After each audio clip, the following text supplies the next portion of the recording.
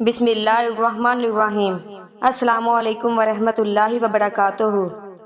آج ہم بیان کرتے ہیں حضرت سلیمان علیہ السلام اور چونٹی کا واقعہ۔ ایک دن حضرت سلیمان علیہ السلام اپنے عظیم الشان شاہی تخت پر بیٹھے ہوا میں سفر کر رہے تھے۔ تخت کے دوسرے حصوں میں آپ کے 1000 ملازم اور سلطنت کے عہدیدار بھی اپنی کرسیوں پر بیٹھے تھے، جن میں وزیر اعظم برقیہ بھی شامل تھا۔ تمام جن تخت کے ارد گرد نہایت ادب و احترام سے کھڑے تھے، اور فضا میں اڑنے والے پرندے حضرت سلیمان علیہ السلام کے تخت پر اپنے پروں کا سایہ کیے آ رہے تھے۔ سفر کے دوران حضرت سلیمان علیہ السلام کے کانوں میں فرشتوں کی آواز پڑی۔ فرشتے اللہ کی تسبیح کرتے ہوئے کہہ رہے تھے، اے رب، تو نے حضرت سلیمان علیہ السلام کو جیسا ملک اور حکومت دی ہے، ایسا پہلے کسی جن و بشر کو نہیں دیا۔ اس پر اللہ تعالیٰ نے فرمایا، اے فرشتوں، میں نے حضرت سلیمان علیہ السلام کو ہفت اقلیم کی بادشاہی عطا کی ہے اور اس کو نبوت سے سرفراز کیا، لیکن سلیمان میں غرور و تکبر بالکل نہیں ہے۔ اگر ایسا ہوتا تو میں ان کو ہوا پر لے جا کر زمین پر ڈال دیتا اور پھر ان کو نیست و نابود کر دیا جاتا۔ حضرت سلیمان علیہ السلام نے یہ کلام سنا تو فوراً اللہ کے حضور سجدے میں گر گئے اور اس کی نعمتوں کا شکر ادا کرنے لگے۔ ہوا نے ان کے تخت کو زمین پر اتارا جہاں چونٹیوں کی بستی تھی۔ حضرت سلیمان علیہ السلام کے تخت کو دیکھ کر چونٹیاں خوف زدہ ہو گئی۔ اس واقعے کو قرآن مجید میں اس طرح بیان کیا گیا ہے۔ ترجمہ: یہاں تک کہ جب پہنچے سلیمان چونٹیوں کے میدان پر تو کہا، ایک چونٹی نے، اے چونٹیوں، گھس جاؤ اپنے گھروں میں تاکہ تم کو کچل نہ ڈالیں سلیمان اور اس کا لشکر، اور پھر ان کو خبر بھی نہ ہو۔ یہ چونٹی اپنی قوم کی سردار یعنی شامور تھی۔ اس کی بات سن کر حضرت سلیمان علیہ السلام مسکرائے اور انہوں نے شامور کو اپنی ہتھیلی پر رکھ کر پوچھا، اے شامور، تم نے اپنے لشکر سے یہ کیوں کہا، سلیمان آیا ہے اور تم اپنے غاروں میں گھس جاؤ؟ تم نے اس سے پہلے میرا کیا ظلم دیکھا ہے؟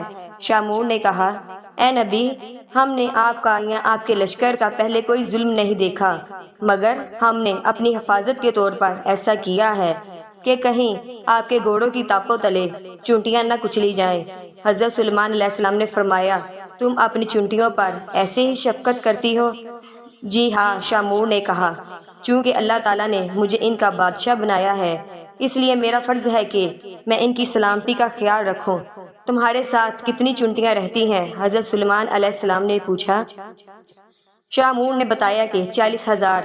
اس پر حضرت سلیمان علیہ السلام نے پوچھا، تمہاری بادشاہی بہتر ہے یا میری بادشاہت؟ چونٹیوں کی سردار نے کہا، میری بادشاہی بہتر ہے، کیونکہ تمہارا تخت کو ہوا اٹھاتی ہے، تم اس پر بیٹھتے ہو، یہ کتنا پرتکلف ہے۔ حضرت سلیمان علیہ السلام نے مسکرا کر پوچھا، تمہیں یہ عقل کس نے عطا کی؟ اے سلیمان علیہ السلام، جس اللہ نے تمہیں عقل عطا فرمائی، اس نے ہمیں عقل عطا کی ہے۔ شامور نے جواب دیا، اگر آپ اجازت دیں تو میں آپ سے چند مسائل پوچھوں؟ حضرت سلیمان علیہ السلام نے کہا، پوچھو، کیا پوچھنا ہے تمہیں؟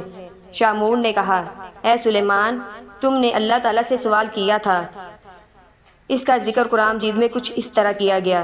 ترجمہ: اے پروردگار، مغفرت کر میری اور بخش دے مجھ کو، اور ایسا ملک کہ نہ لائق ہو کسی کو میرے پیچھے، بے شک آپ ہی سب کو عطا کرنے والے ہیں۔ اے سلیمان، تمہارے اس سوال سے حسد کی بو آتی ہے، جبکہ حسد کرنا پیغمبروں کی شان کے خلاف ہے۔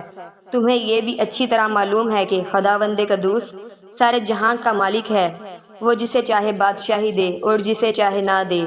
حضرت سلیمان علیہ السلام نے کہا، تو بڑی دانا اور عقل مند ہے۔ شامور نے کہا، اے اللہ کے نبی، تم بھی اپنی رعایا کی نگرانی کرو اور اپنے عدل و انصاف سے رعیت کو خوش رکھو، ظالم سے مظلوم کا حق دلواؤ۔ میں تو بیچاری ضعیفہ اور مسکین ہوں، پھر بھی اپنی رعایا کی ہر روز خبر لیتی ہوں اور ان کا بار اٹھاتی ہوں تاکہ کوئی بھی کسی پر ظلم نہ کر سکے۔ شامور کی باتیں سن کر حضرت سلیمان علیہ السلام نے سجدے میں گر کر کہا، اے پروردگار، تیری قدرت بے انتہا ہے اور تو ہی بے شک عظمت و بزرگی کے لائق ہے۔ قرآن مجید کی سورۃ سبا میں ارشاد باری تعالیٰ ہے۔ ترجمہ: اور جنوں میں سے وہ تھے جو سلیمان کے سامنے خدمت انجام دیتے تھے اس کے پروردگار کے حکم سے، اور جو کوئی ان میں سے ہمارے حکم کی خلاف ورزی کرے ہم اسے دوزخ کا عذاب چکھائیں گے۔ جنات حضرت سلیمان علیہ السلام کے لیے اللہ کے حکم سے بناتے تھے جو کچھ وہ چاہتا تھا۔ قلعوں کی تعمیر، ہتھیار اور تصاویر اور بڑے بڑے لگن جو حوضوں کے من تھے، اور بڑی بڑی دیگیں جو اپنی بڑائی کی وجہ سے ایک جگہ جمی رہتی تھی۔ اے آل داؤد، شکر گزاری کے کام کرو، اور میرے بندوں میں سے بہت کم شکر گزار ہیں۔